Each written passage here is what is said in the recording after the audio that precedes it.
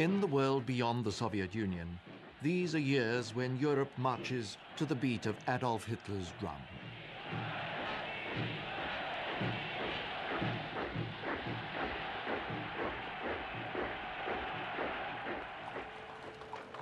Already in 1936, just 3 years after he comes to power, Hitler has sent his as yet unprepared army to occupy the Rhineland, demilitarized by the Versailles Treaty, which concluded the Great War.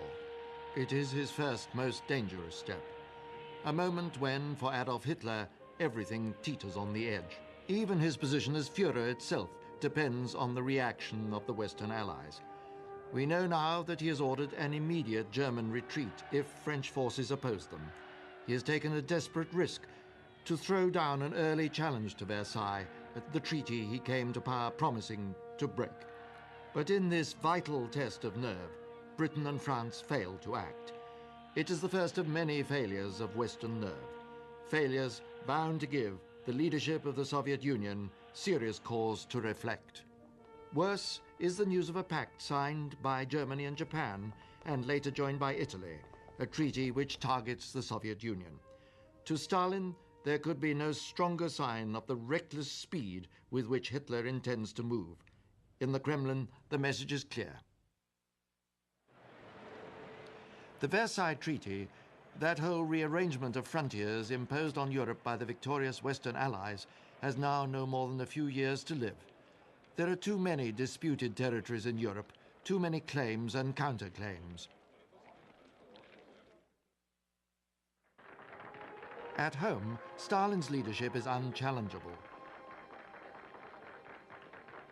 He relishes the title of Great Leader.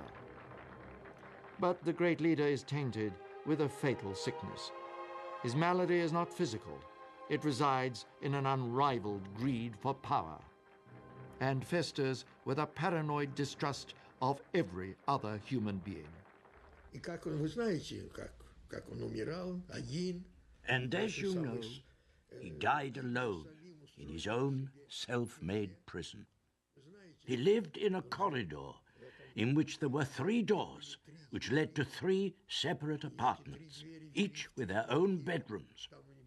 And every morning he would telephone for breakfast, lunch, or dinner. And every day they would bring him 3 separate breakfasts, lunches, and dinners, and place one by each door, and then immediately leave, so that no one would know from which door he would take his breakfast. And that is how he lived, hateful and hated. The deathbed warning of Lenin and Trotsky's denunciation of Stalin as the gravedigger of the revolution have been chillingly justified in these years of arrest, murder, and enslavement of the Soviet people. Stalin has one single solution for all opposition to his will, and he sees foreigners, Westerners in particular, as people with the power to infect Soviet citizens with a nameless plague. For Stalin, this is reality. A squadron of the United States Navy visits the Far East Russian port of Vladivostok. Grigory Okonev was chief political officer of the Pacific Fleet. His nephew, Ilya, was a small boy at the time.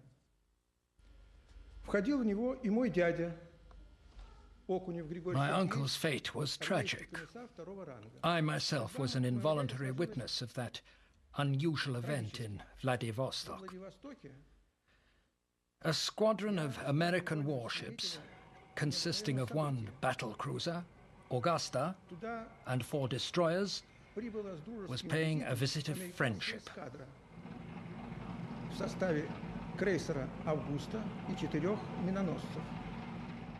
The squadron was under the command of Admiral Ernell. The visit lasted 4 days. American sailors roamed freely in the city, talking to the people, exchanging souvenirs, taking photographs.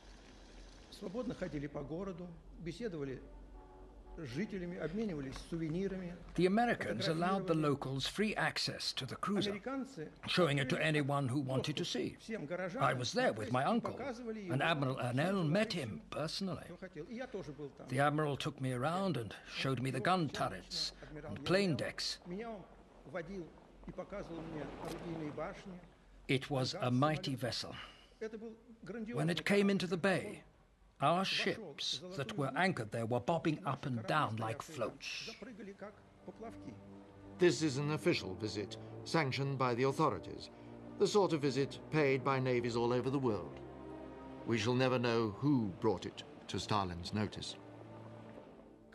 When the American squadron left Vladivostok, mass arrests of personnel in our Pacific Fleet began. Sailors were accused of being recruited by American intelligence and becoming American spies. Furthermore, when I managed with great difficulty to get hold of the 150-page file on Okunev from the KGB, I saw that all the evidence was false because it had obviously been dictated to the prisoners by their interrogators. I also obtained his death certificate. It said that the cause of death was by shooting. Stalin's reckless savagery now leaves no area of Soviet life untouched. Literature and even science must conform. Nikolai Ivanovich Vavilov is a world-renowned geneticist, but Stalin prefers the theories of Lysenko, a Marxist charlatan. Stalin had made an appointment for 10 o'clock in the evening. Father was there at the right time, but he was made to wait 2 hours, till midnight. Stalin did not receive him for 2 hours. At last, after midnight, or even later, he was called. He went in and greeted Stalin. And Stalin started to ask him, "So, you are still busy with the flowers and berries and all that botany nonsense which is no use to anybody?" This prompted my father to deliver a lecture on the subject. Stalin listened in silence and then said, "You may leave, Citizen Vavilov." And that was the end of the meeting. It had a most sinister meaning. We now know that they were already planning to arrest my father in 1939.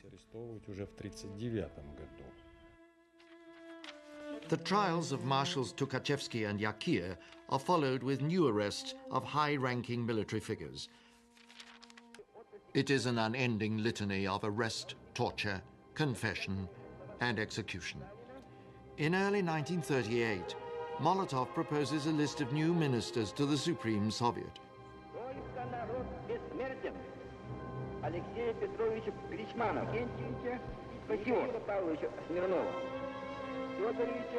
Within 2 years of their appointments, they are all under arrest, executed, or have disappeared. Now Stalin turns back to the people he contemptuously calls the little cogs, the broad masses of the Soviet peasantry.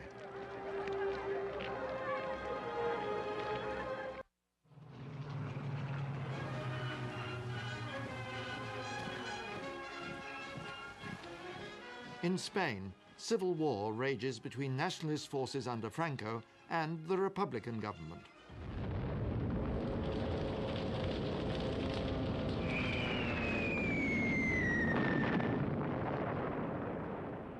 Communism and fascism, the two totalitarian ideologies, are in open confrontation. Both dictatorships see the diversionary value of a Spanish war. Hitler to allow Germany to continue with its rearmament, Stalin because, with the spotlight on Spain, his purges pass with less foreign notice. Both dictators act swiftly. Hitler sends 8,000 men of the Air, Land, Condor Legion to support Italy's massive aid to Franco. Stalin will dispatch fighter pilots, nearly 1,000 aircraft, tanks and tank crews, to fight on the Republican side. The war becomes a weapons testing ground for the two nations. In the air over Madrid, Soviet and German pilots clash for the first time. The military victory will go to Franco's side, but the Soviet propaganda victory is considerable. Self-confident and myopic intellectuals in the West see only one dictator, Hitler. Tens of thousands claim membership of the Communist Party. Others from a world of privilege, like Kim Philby, are recruited as agents by the NKVD. In Spain, the NKVD is ever present as agents who accompany Stalin's aide. Operating behind Republican lines, they extend his reign of terror, eliminating Trotskyists, anarchists, and anyone else who opposes Stalinist policy. At the League of Nations, Stalin tests the other course. Maxim Litvinov, Soviet foreign minister, and Maisky, Russian ambassador in London, labor to bring the Soviet Union closer to Britain and France. Peace, Maisky warns the West, is indivisible. But mistrust between Stalin and the West is great. Now Germany, with a series of stunning military and diplomatic successes, changes the face of Europe. In March 1938, German troops enter Austria. For Hitler, the Austrian, another stunning triumph. He is returned as ruler to the country of his birth. The country whose police files for the moment still record him as wanted for evading the draft. It is Czechoslovakia's turn next. Here, Hitler claims ethnic Germans in the Sudetenland area are being savagely persecuted. With threats against Prague, he precipitates an international crisis.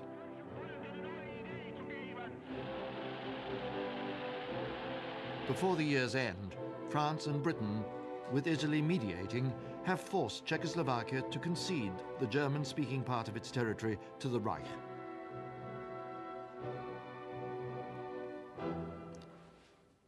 To Chamberlain, it is a triumph. Peace for our time.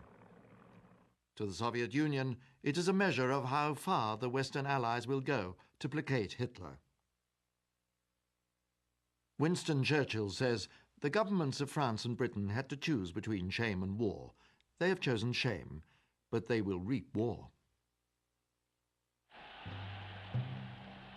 Hitler returns in triumph to Berlin after signing the Munich Agreement.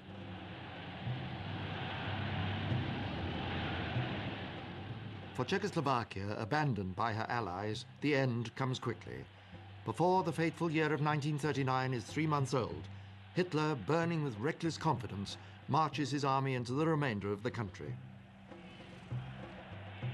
Czechoslovakia is declared no longer to exist. As a minor postscript, no more than symbolic of Germany's new power, Lithuania immediately accedes to Hitler's demand for the return of the Baltic seaport of Memel.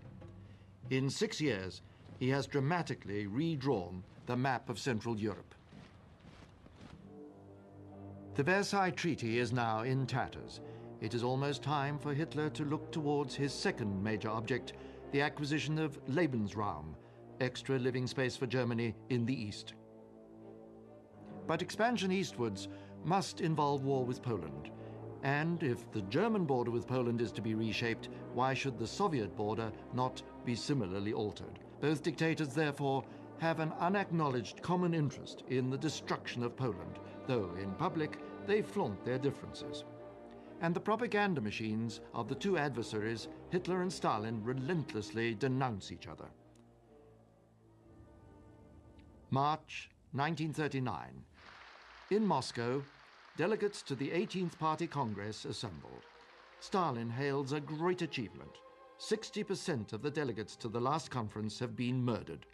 Behind the high-profile deaths in Moscow, there is another deeper disaster. In the last year, 1937 to 38, there have been between 7 and 8 million arrests – and at least 1 million executions. At Kuropati near Minsk, one secret NKVD burial site contains 30,000 bodies. For the NKVD killing squads and the so-called boxers, thugs who specialize in torture and interrogation, communism is now no more than a cynical indulgence in sadism.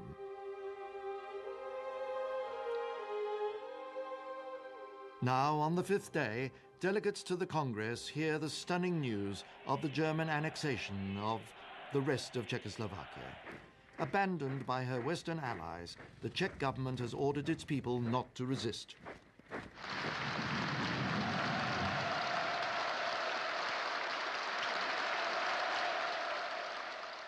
The people of Europe are now haunted by the threat of war. At the public rostrum, Hitler denies any aggressive intention. Unabhängiger Nationen nicht angreifen, darf in Frage kommen nun Finnland, Lettland, Litauen, Estland, Norwegen, Schweden, Dänemark, Niederlande, Belgien, Großbritannien, Irland, Frankreich, Portugal, Spanien, die Schweiz, Liechtenstein, Luxemburg, Polen, Ungarn, Rumänien, Jugoslawien, Russland, Bulgarien, Türkei, Irak, Arabien, Syrien, Palästina, Ägypten. But it is not difficult to guess that Poland is Hitler's next objective. Stalin's choice is stark. If the spoils of the breakup of Versailles are to be seized, logic demands that Stalin must share them with his avowed enemy. The USSR will not obtain a piece of Poland by fighting alongside the West to defend Poland's borders. It is a stunningly immoral idea, but there is no doubt that it is in Joseph Stalin's mind. As a first move, he allows Litvinov to make one final attempt to reassemble the idea of collective security, in the certain knowledge that Poland, proud, stubborn, will refuse any joint declaration which allows Soviet troops to come onto their territory to give them aid. While pressure mounts in the West, there is at least good news from the East.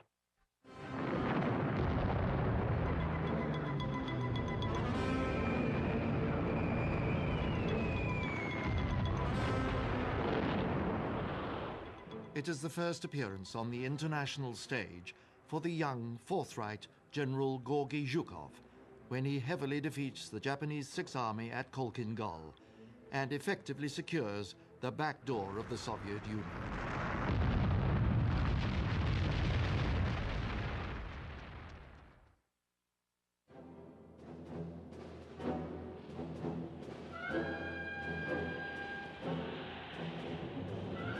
But in Europe, there is no breathing space in the lead-up to war.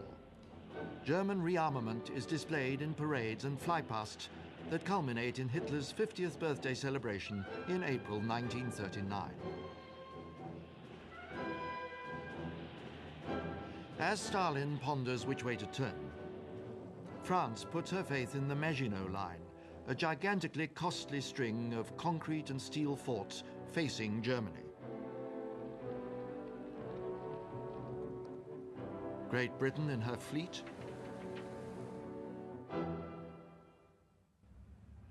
but Stalin is now ready to move forward with a realignment that will astound the world. Pressure of events keeps the gestation period short. At the 1939 May Day parade, sharp-eyed German diplomats record the fact that the Jewish and pro-Western Foreign Minister Maxim Litvinov is not on the podium. When the following day Hitler is informed that Stalin has replaced Litvinov by Molotov as foreign minister, it is, he tells his generals, like a volley from a gun.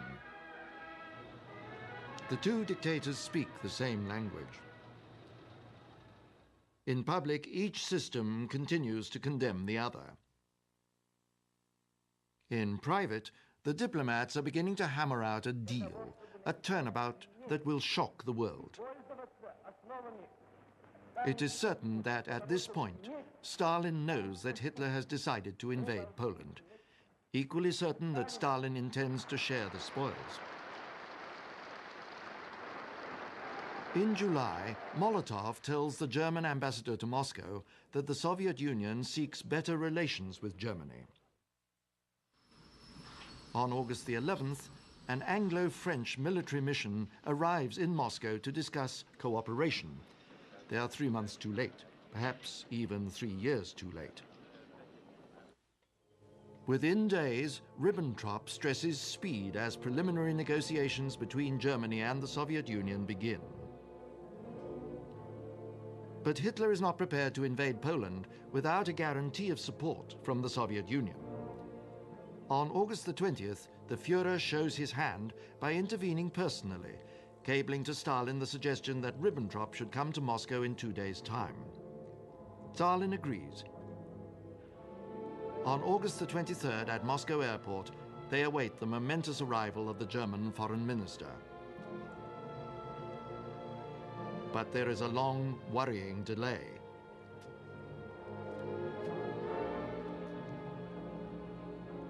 Only when Molotov, baffled, sends for information do they discover the reason. The plane carrying the Germans to their momentous rendezvous has been forced down, fired on by Soviet border defenses.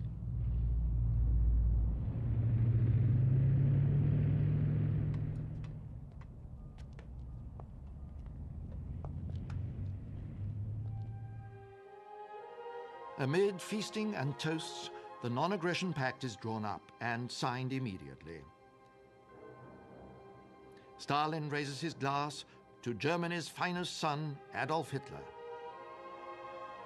The two dictators have publicly clasped hands. It is an extraordinary coup de théâtre. A betrayal of millions. But, of course, the world is not told all. The non-aggression pact has secret, deeply sinister protocols. Clauses to divide Poland between Germany and the Soviet Union, to assign the Baltic states to Soviet rule.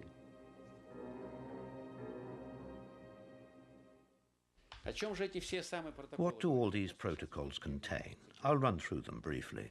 The additional secret protocol on spheres of interest of Germany and the USSR, the interpretation of the supplementary protocol, the protocol on the possible resettlement of population, the secret protocol concerning possible changes, essentially how to divide the Baltic states, concerning suppression of dissent on territory of divided Poland, the protocol on Germany's waiver of claims to Lithuanian territory. We agreed to give $75 million to Germany, marks or dollars, for that piece of Lithuania. A map made on the next Ribbentrop visit, signed by Stalin himself, shows the division of spoils. These are obviously historic documents. They have been kept in complete concealment since 1939 because they represent a final verdict on Soviet diplomacy, which negotiated with the Western democracies for several months in 1939 and achieved nothing, and then sealed a friendship agreement with the fascists in the space of 2 days.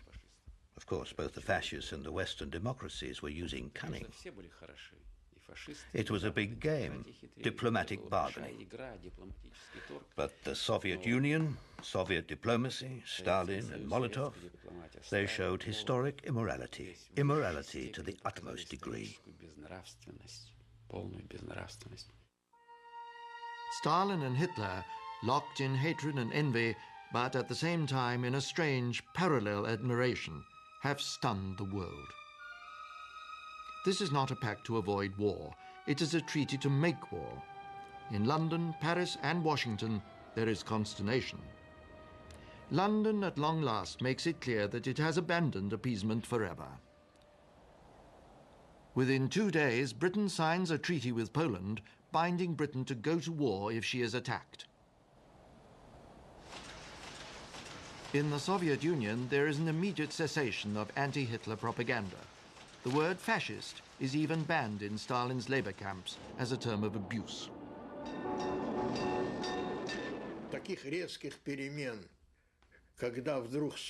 Such acute changes of policy, when the word fascist suddenly disappeared, it was extraordinary. And the next time we heard the word fascist was in Molotov's speech on the 23rd of June, the day after the invasion. And it sounded strange when he said, "those fascist rulers," and so on. It was only then that we realized that fascism did exist after all. Soviet citizens are bemused, but relieved that war with Germany has been avoided. As yet, they know nothing of the secret protocol, but the events of the next few days will allow the more astute to guess. The ground has been prepared by Nazi propaganda, as it was prepared in Czechoslovakia. On the last day of August, Goebbels claims Poland has attacked German border forces. The bodies are executed prisoners dressed in Polish uniform. On a device of such transparent banality does the Second World War begin. Hitler goes to the front at the town of Kulm to oversee his victory. On the morning and early afternoon of September the 3rd, Chamberlain in London honors his guarantee to Poland and declares war on Germany. An announcement from Paris follows within hours. Poland suffers the first blitzkrieg.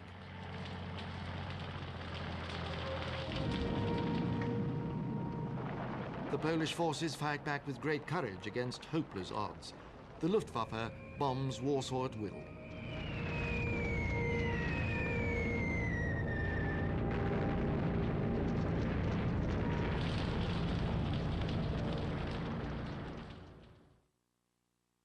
Soviet forces now move into eastern Poland. There can be no resistance. From Minsk, Stalin allows the Luftwaffe to fly missions against the Polish forces. German and Soviet generals coordinate the action. Within 6 weeks, it is all over. In Poland, where ethnic Belarusians and Ukrainians have welcomed the Red Army with flowers, the hideous pattern of arrest and deportation begins. Known anti-communists, priests, army officers. It is now certain that this is the period of the great NKVD massacre of Polish officers at Katyn Forest near Smolensk. Denied for so long by Soviet governments, there is no longer any doubt that the massacre was by NKVD troops. Kaczynski Beck has lived near the site of the massacre since he was born in 1918. Yes, this zone was closed and no one was allowed to enter it. It was only opened up 3 years ago. At that time, we brought Poles here, and they were unloaded from the carriages and taken to Kuzikory in the forest. The guards took them down there. The wagons were called ravens, black ravens. The wagons were taken straight to the carriages, carriages with bars on the windows, and from there they were taken away. Religious people, military people, even civilians with suitcases and bags, even dogs.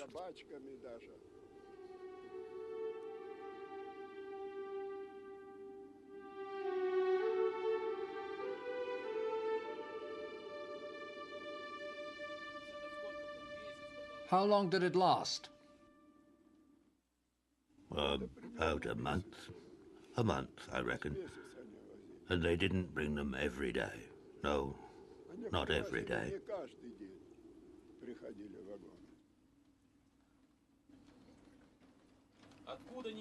Where from? I don't know.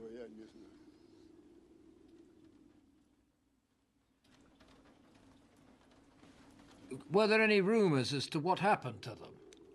There were rumors that they were shot there, but nobody knows.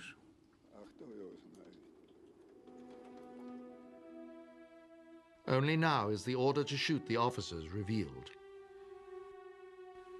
Signed by Stalin, Molotov, Mikoyan, Voroshilov and Beria, The exact number of deaths has never been established.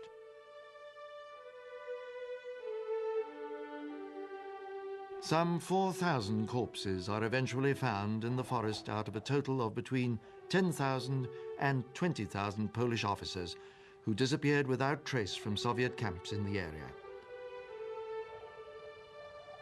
Neither Hitler nor Stalin see good reason for Poland to exist. While Hitler flies to Warsaw to review his troops, Stalin offers his congratulations and seizes what he takes to be an easy opportunity. In November, he invades Finland to be met with an initial defeat at the hands of the small Finnish army. The impact of Stalin's purges are now glaringly apparent for the world to see. Stalin's onslaught on the army has rendered it barely able to fight even a local war. To Hitler, the poor performance by the Red Army in Finland is further evidence of the inferiority of Slav to Aryan and of the vulnerability of the Soviet Union. Meanwhile, in public, the pivotal relationship blossoms. As the year 1939 ends, Hitler cables Stalin, "I would like to extend my true, sincere greetings on your 60th anniversary." I propose we raise our glasses to Comrade Stalin, who leads us along the bright road to communism. Stalin replies without irony, "The friendship between us, sealed in blood, has every reason to be long-lasting." Soviet and Nazi hands are tightly clasped. Russian raw materials flow westward. At the border where the rail gauge changes, grain and oil are transferred to German wagons. As a final act of abject appeasement, Stalin returns to the Gestapo German communists who have fled to Moscow. On the vital Western Front, the phony war continues. Allied forces remain on the defensive, the French behind their unbreachable Maginot Line. Parcels from home relieve the boredom. Hitler is content to fight on one front at a time.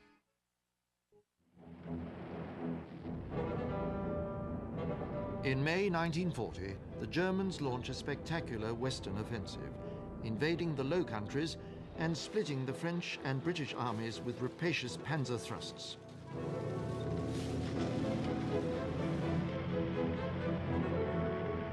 Goebbels proclaims Moscow gives us every support.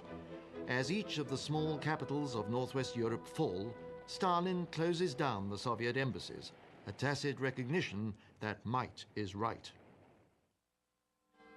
In London, Chamberlain is called on to resign. Winston Churchill becomes Prime Minister and struggles to rally France and Britain against the spectre of a devastating defeat. But the German army is unstoppable. Millions of civilians flee northern France.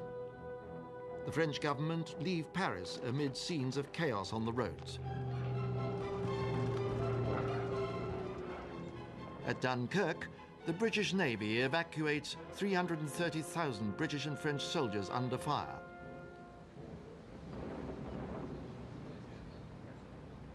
The prominent choreographer Moiseev recalls a concert in Moscow at this time when Stalin approached him and asked, Stalin said to me, "Can you put on a show depicting the defeat of Britain and France?" There was a deathly silence, and everyone understood that the conversation had taken a new turn. Stalin grinned and said nothing for a moment. Then he said, "Okay, you just sit there," and went off. And that was that. But this episode surprised everybody. And I immediately thought, what is he talking about? If Britain and France are defeated, we will be left completely alone with Hitler. Paris falls.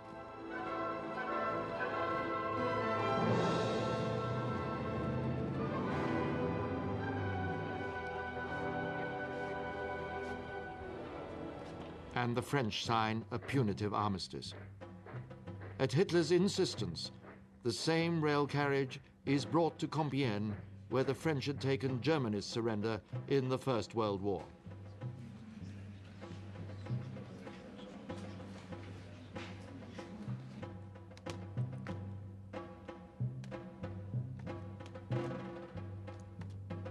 It is a result Hitler has dreamed of since he was in the trenches. Berlin celebrates the fall of France, where vast new industrial and agricultural riches have fallen under German control. But there are spoils for Stalin too. In the north, Lithuania, Latvia and Estonia are annexed, again in accordance with the secret agreements made with Hitler. In all, Stalin has gained 175,000 square miles of territory and 20 million new inhabitants for the Soviet Union. As the NKVD move in, thousands of his new subjects are shot. Tens of thousands more are immediately arrested and transported to swell the workforce in the Gulag.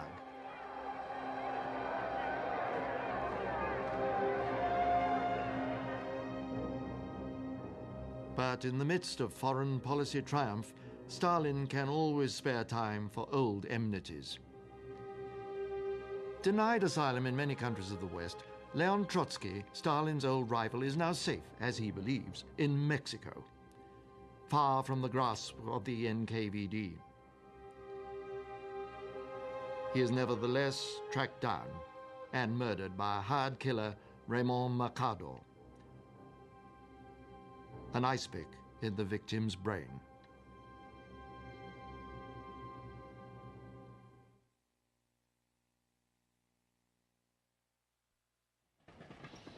Yet, for the Soviet-German special relationship, there are already clouds on the horizon. Molotov goes to Germany to discuss spheres of influence between Germany, the Soviet Union, Italy and Japan.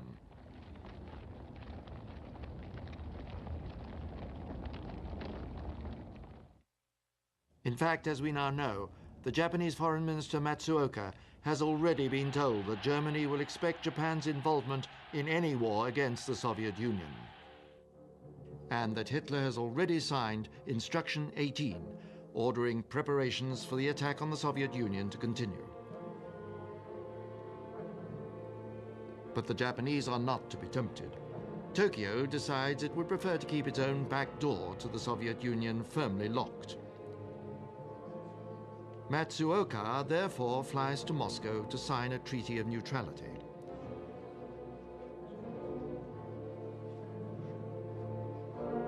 There are more toasts and formal poses. And Stalin accords Matsuoka the signal honor of a personal send-off. But Stalin now is a rabbit caught in headlights. On the day that Stalin signs a pact of friendship with Yugoslavia, Hitler attacks in the Balkans. Is this to be the last blitzkrieg, or will the Soviet Union be next? What is certain is that if Hitler follows Yugoslavia with an attack on the Soviet Union, Stalin's gamble to grab the spoils of a disintegrating Versailles will have failed disastrously. It will have left the Soviet Union isolated without an ally in the world. Stalin has made too many bitter enemies in the party and the army. His own position as leader, his life is in the balance. He cannot even admit the possibility that he has miscalculated, that Hitler is about to attack. But details of German intentions are coming from all quarters. Churchill, with the German High Command code available to him, informs Stalin by secret cable.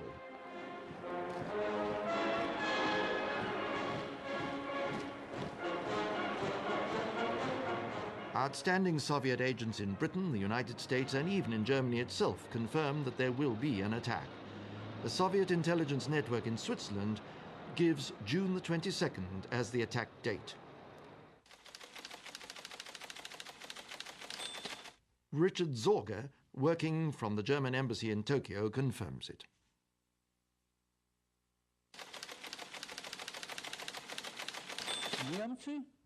The Germans started to move troops and station them in Finland, at strategic points close to the border with the Soviet Union.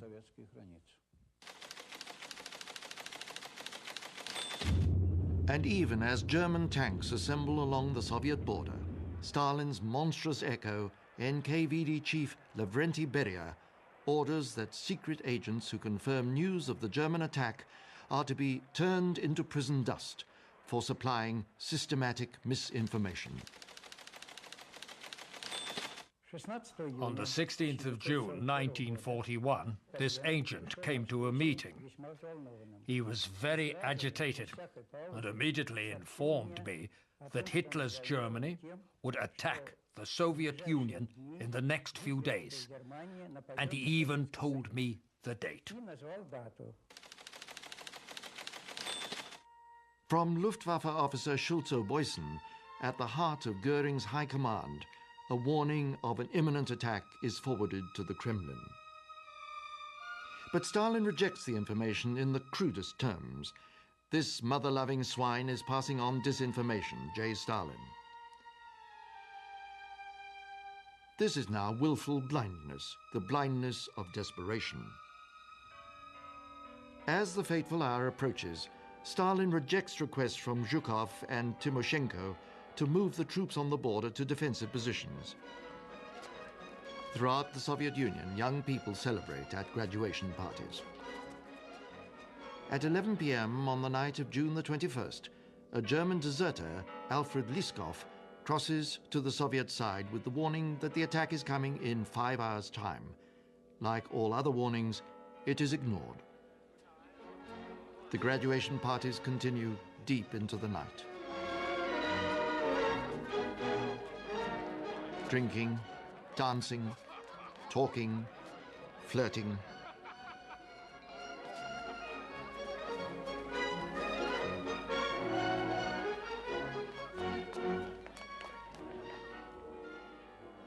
Despite all the evidence, the leader of the Soviet people dares not allow himself to believe that he has disastrously miscalculated. On this night of all nights, Joseph Stalin, who has chosen to ignore all warnings, retires to bed at 3 a.m.